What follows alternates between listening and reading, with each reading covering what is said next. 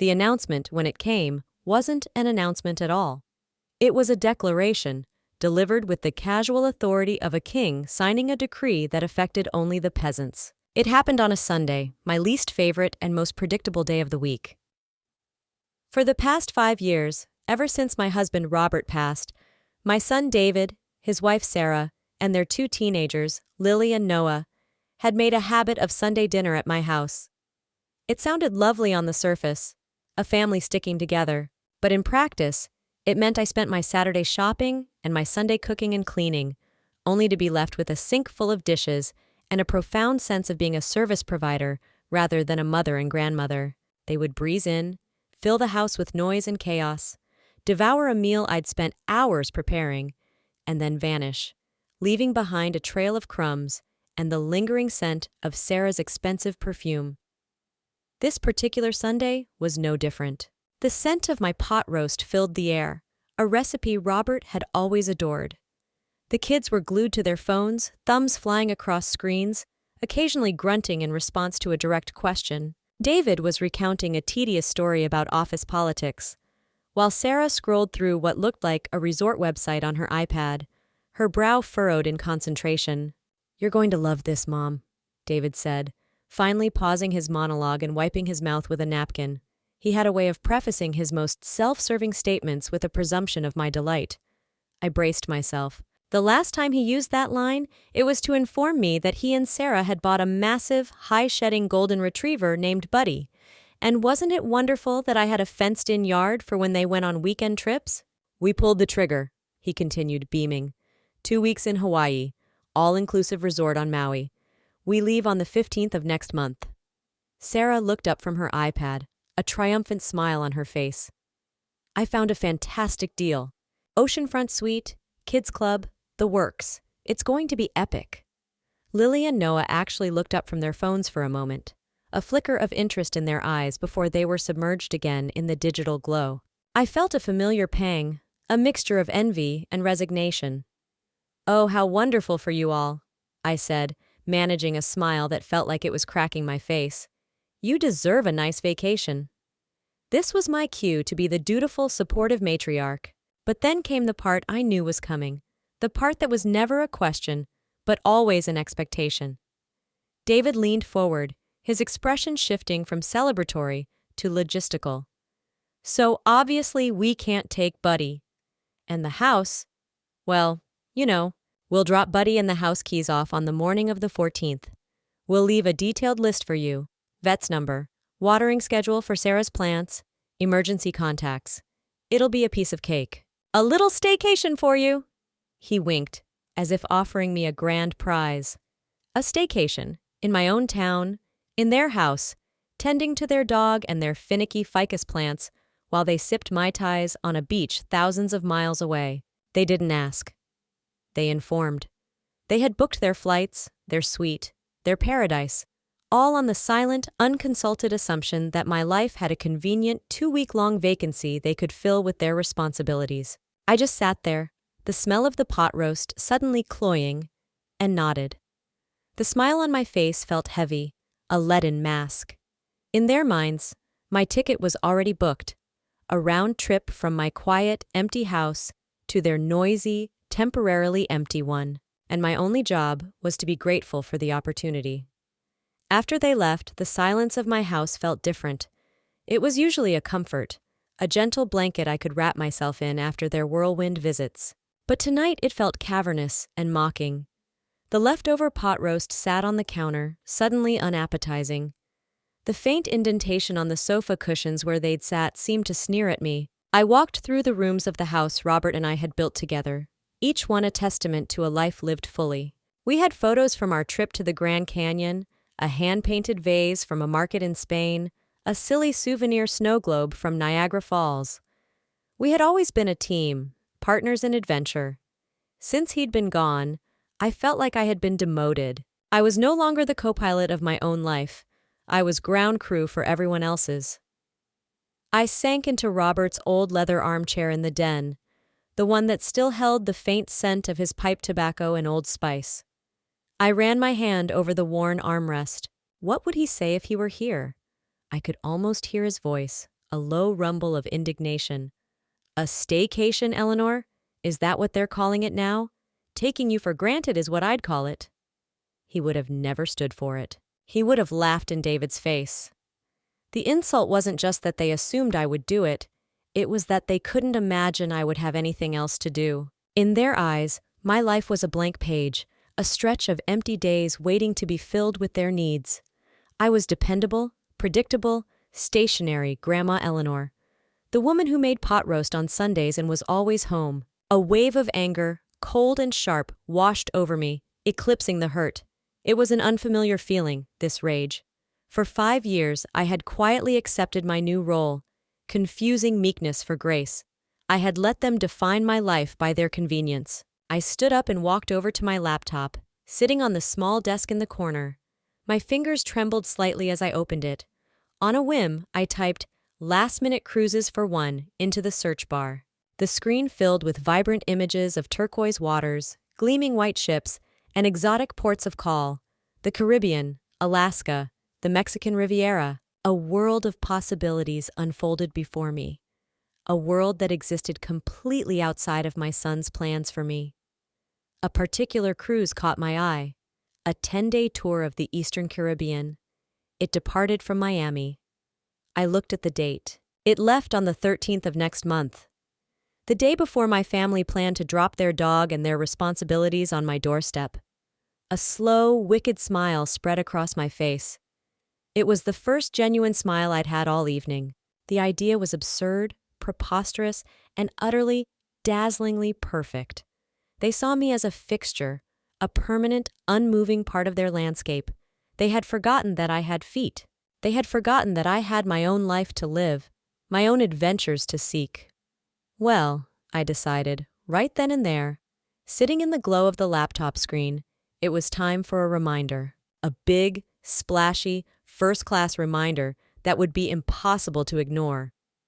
I wasn't just going to say no. I was going to be unavailable in the most spectacular way I could imagine. The next morning, the anger had cooled into a steely resolve. The world looked different, sharper. The coffee tasted richer. I felt a thrill I hadn't experienced since Robert and I, on a whim, booked a flight to New Orleans for a jazz festival with only 2 days' notice. This was a different kind of thrill, though. It was clandestine. It was my secret, a delicious rebellion brewing right under their noses. I spent the entire morning researching. I wasn't just browsing anymore. I was planning. I compared cruise lines, itineraries, and most importantly, staterooms. If I was going to do this, I was going to do it right. No cramped interior cabin for me. I scrolled past the standard rooms until I found it. A veranda stateroom. It had a private balcony, a queen-sized bed, a sitting area, and room service. The website showed a picture of a woman, about my age, sitting on her balcony with a cup of coffee, watching the sun rise over a glassy blue sea. I wanted to be that woman. I deserved to be that woman. The itinerary was perfect. Miami, then a day at sea, followed by stops in San Juan, St. Thomas, and the Bahamas. I pictured myself strolling through the colorful streets of Old San Juan, buying a ridiculous sun hat in a market in Charlotte-Amalie, and feeling the warm sand between my toes on a Bahamian beach. It was the absolute antithesis of walking a hyperactive golden retriever in the drizzly November weather of suburban Ohio. The cost was significant, but I had been a careful saver my whole life. Robert and I had always put money aside for what he called our adventure fund. After he passed, I hadn't touched it. It felt wrong, somehow, to go on adventures without him. But as I looked at the cruise details, I realized this wasn't just an adventure. It was a declaration of independence. It was exactly what he would have wanted me to do with the money. He would be cheering me on. With a deep breath and a decisive click, I booked it. First-class flight to Miami, the veranda stateroom, the premium beverage package, and even a few shore excursions, including a catamaran snorkeling trip. The confirmation email arrived in my inbox with a satisfying ping. My heart hammered against my ribs. I printed the e-tickets for the flight and the cruise confirmation, my hands shaking with a mixture of fear and exhilaration. I had done it. There was no turning back. I tucked the papers into the back of my lingerie drawer, beneath my good slips, the safest place I could think of. No one ever looked in my lingerie drawer. For the next month, I would have to be an actress. I would have to play the part of the obliging, docile mother, all while knowing that a grand escape was simmering just beneath the surface. It was a delicious, empowering secret. My secret. And I was going to enjoy every single moment of the charade. The following weeks were an exercise in masterful deception. I played the role of Grandma Eleanor, the dependable house-sitter, to absolute perfection. When Sarah called me midweek, her voice a frantic buzz of vacation planning energy, I answered with a calm, patient tone. "Mom, I was just thinking," she said, not even bothering with a hello. "You'll need to remember to bring in the mail every day. And the recycling goes out on Tuesdays. I'll leave a separate key for the mailbox. And can you make sure to run the dishwasher at least once? I don't want the seals to dry out." I sat at my kitchen table, swirling the tea in my cup, the printed itinerary for my snorkeling trip tucked safely away in my desk drawer. "Of course, dear," I said, my voice as smooth as butter. "Mail, recycling, dishwasher, got it. Don't you worry about a thing." The irony was so thick I could have spread it on toast. While she was worrying about her dishwasher seals, I was trying to decide between a sensible one-piece swimsuit and a slightly more daring two-piece tankini. I decided on the tankini. Robert always said I had great legs. David would send me text messages with random instructions. "Mom, remember Buddy needs his heartworm pill on the 15th. It's in the cabinet above the sink." I'd text back a simple, "Will do," knowing full well that on the 15th I would likely be on my private balcony, sipping a mimosa as the ship sailed toward the Caribbean. The pinnacle of their thoughtlessness came during our next Sunday dinner.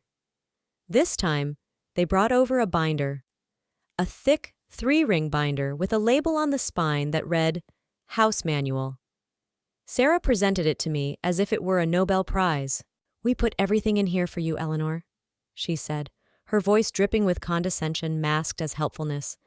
"There are tabs for Buddy, plants, appliances, and emergency. We even typed out the Wi-Fi password for you."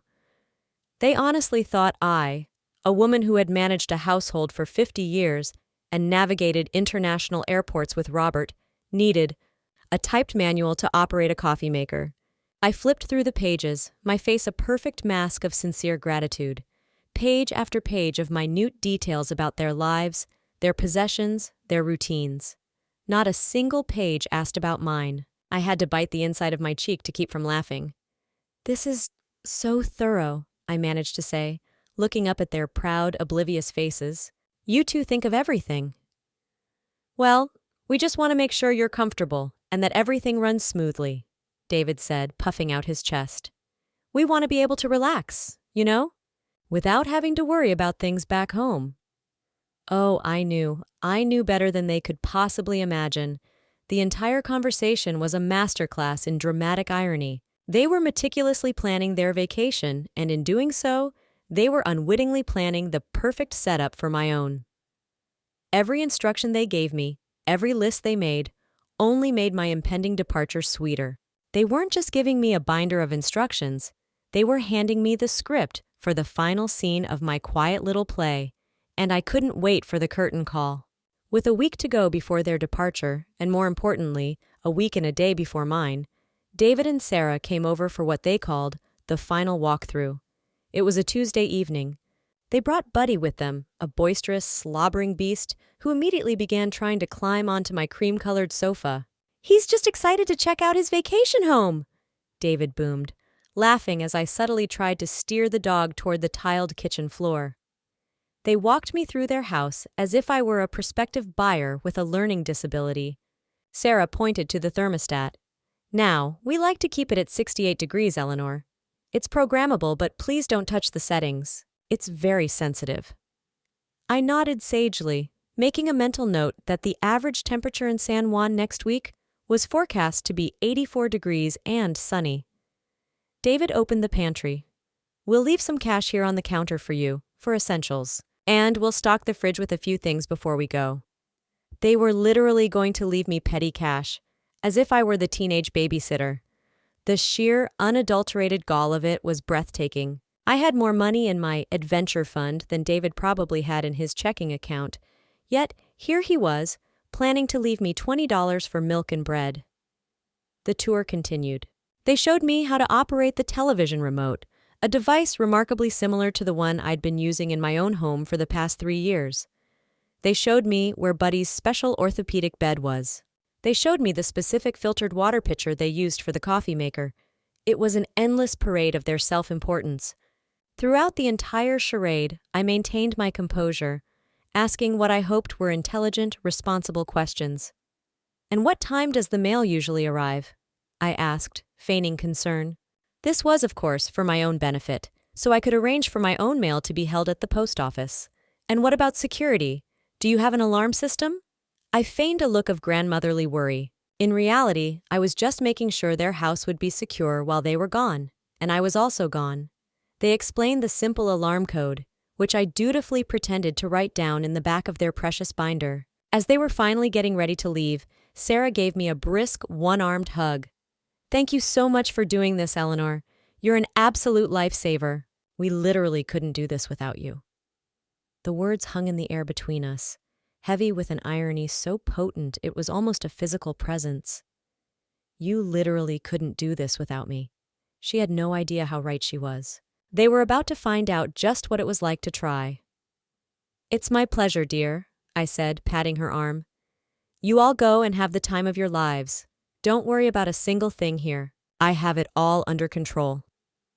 As I watched their car pull out of my driveway, I felt a surge of pure, unadulterated power. They had walked right into my trap, a trap built entirely of their own assumptions. The final walkthrough was complete. Now all I had to do was prepare for my own grand departure.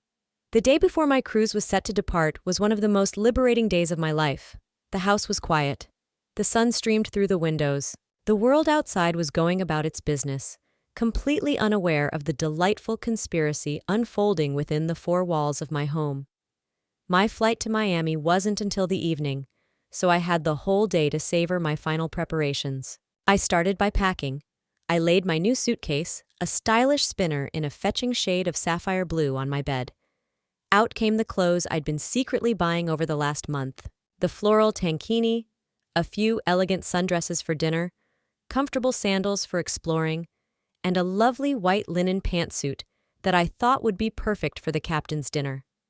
I even packed a novel I'd been meaning to read for ages. The simple act of folding each item and placing it in the suitcase felt like a sacred ritual. This wasn't just packing clothes, it was packing a new version of myself. An Eleanor who didn't just make pot roasts, but who drank cocktails on a private balcony. I took a break to call the post office and arrange for a 10-day mail hold. Then I called my neighbor, sweet Mrs. Gable from across the street, and asked if she wouldn't mind keeping an eye on my house, telling her I was taking a little impromptu trip. She was thrilled for me. "Good for you, Eleanor," she'd chirped. "It's about time you did something for yourself." Hearing those words from someone else solidified my resolve. It was about time. After a light lunch, I sat down at my desk to write the note. This was the centerpiece, the coup de grace. I took out a piece of my best cream-colored stationery, the kind I saved for special occasions. I decided to keep it short, simple, and utterly devastating. I wrote, "Dearest David and Sarah, by the time you read this, I will be on my way to the Caribbean. It seems we both had plans for this week. Your house manual is on the counter. I'm sure you'll find it very helpful. P.S. My flight left yesterday. Love, Mom." I reread the note several times, a wide grin spreading across my face. It was perfect. Not angry, not accusatory, just a simple statement of fact that would upend their entire world. I placed the note in an envelope, wrote David and Sarah on the front, and propped it up on their ridiculous house manual binder, which I'd placed in the very center of my kitchen table. It was a beautiful, comical tableau of their downfall. As dusk began to fall, I did one last walkthrough of my own house, turning off lights, checking the locks. I looked at the photo of Robert and me on the mantelpiece, both of us beaming in front of the Eiffel Tower. I gave it a little salute. "Wish me luck, my love," I whispered. The adventure continues. A feeling of profound peace settled over me. There was no fear, no doubt, just the quiet, thrilling hum of a journey about to begin. The taxi was scheduled for 6 p.m. At 5:45, I was standing in my front hallway, my sapphire blue suitcase by my side, my purse over my shoulder containing my passport, my tickets, and a copy of the note I'd left on the table, just for my own amusement. I was wearing the white linen pantsuit, feeling chic and adventurous. I looked at myself in the hall mirror. The woman looking back at me was not the tired, put-upon grandmother from a month ago. Her eyes were bright, sparkling with mischief and anticipation. There were still wrinkles, of course, but they looked more like laugh lines today. For the first time in a long time, I looked happy. Genuinely, incandescently happy. The doorbell rang, precise and punctual. It was the taxi. My chariot had arrived. The driver, a kind-faced man with a graying mustache, loaded my suitcase into the trunk without a word. As I slid into the back seat, the familiar scent of my own home, a mix of lemon polish and old books, seemed to give me one last, gentle hug goodbye. I wasn't just leaving my house. I was leaving behind the person everyone expected me to be. As the taxi pulled away from the curb, I didn't look back. I focused on the road ahead, on the streetlights beginning to flicker on as twilight settled over the neighborhood. My phone buzzed in my purse, a text from Sarah. "Can't wait for Maui. See you day after tomorrow bright and early. We'll be there by 7 a.m. to drop off Buddy." The smiley face at the end was almost comically oblivious. I read the message, a small, triumphant smile playing on my lips. And then I did something I hadn't done in years. I turned my phone completely off. No more texts, no more calls, no more instructions. For the next 10 days, I was unreachable. I was my own person, on my own time. The drive to the airport was a blur of calm excitement. I checked in, breezed through security with my first-class ticket, and found my gate. I bought a bottle of water and a trashy magazine, feeling wonderfully anonymous in the bustling terminal. When they called my boarding group, I stood up and walked down the jet bridge with a steady, confident stride. Finding my seat in first class was a revelation. A wide, plush leather chair with more legroom than my entire living room sofa. A flight attendant immediately appeared, offering me a pre-departure glass of champagne. As I took the cool, fluted glass, I settled back into my seat and looked out the window at the ground crew bustling below. The plane began to taxi, then rumble down the runway, gathering speed until, with a gentle lift, we were airborne. The lights of the city spread out beneath me like a carpet of scattered jewels. I was flying. I was free. I took a sip of my champagne, the bubbles tickling my nose. Somewhere down there, my son and his family were finalizing their packing lists, completely unaware that their chief house-sitter was currently at 30,000 feet, heading south. And it was the best feeling in the world. My second day on the ship was glorious. We were at sea, a vast expanse of brilliant blue water in every direction. I'd woken up early, enjoyed a fantastic room service breakfast of fresh fruit and coffee on my private balcony, and was now lounging by the adults-only pool, a frothy pina colada in hand, and my new novel open on my lap. The sun was warm on my skin, the gentle rocking of the ship was hypnotic, and the air was filled with the sound of steel drums and cheerful chatter. It was, in a word, paradise. Around 10 a.m., my internal clock, so long attuned to my family's schedule, gave me a little nudge. Back in Ohio, it would be 9 a.m.